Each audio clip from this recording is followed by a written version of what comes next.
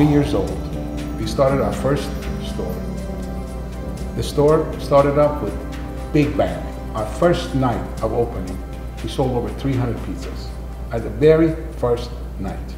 Back then we had the delivery of 30 minutes for free, so of course that night every one of our pizzas were almost free, but it was the best advertisement that we could have done, and we had some very, very loyal customers after that, and we built our business on that. Success came awfully quick, awfully quick.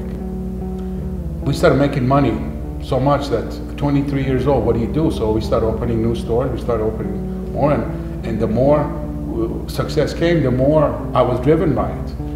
And I had this insatiable drive in me: one more store, one more watch, one more car, one more this, one more that. And it was, as I would get those things, I would realize they would be so temporary.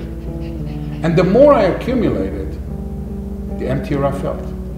The more stores we had, the more money we made, the more things that we had, the emptier I felt. I remember one day driving down the road, and I had this dream of always having a Maserati. Growing up, I had seen them in magazines. I never even had seen one in person. I was driving in the North Shore suburbs of Chicago, and I saw this Maserati dealer. I drove into that place. I saw this Maserati on the showroom floor. I told the man, I want that car.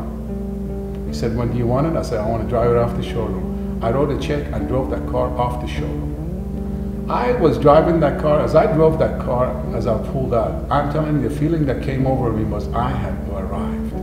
I have arrived. I have finally received what I've been looking for. I have the most beautiful wife. I have all the money that I need. What was lacking was the car. I have the car. Well, that was very short-lived. Few weeks later, I'm driving down the road.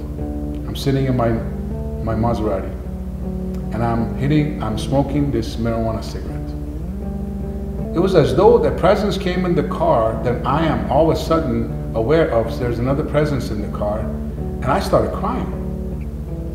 And I found myself talking out loud, answering and asking questions at the same time, as though I'm asking myself, what is wrong with you?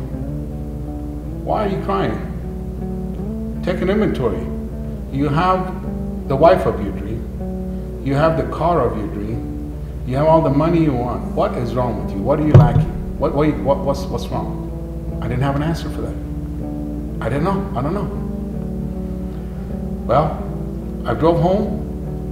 When I went home, remember I had said earlier to my wife, do not bring religion into this house. My wife, what was she doing? She was sitting on the floor.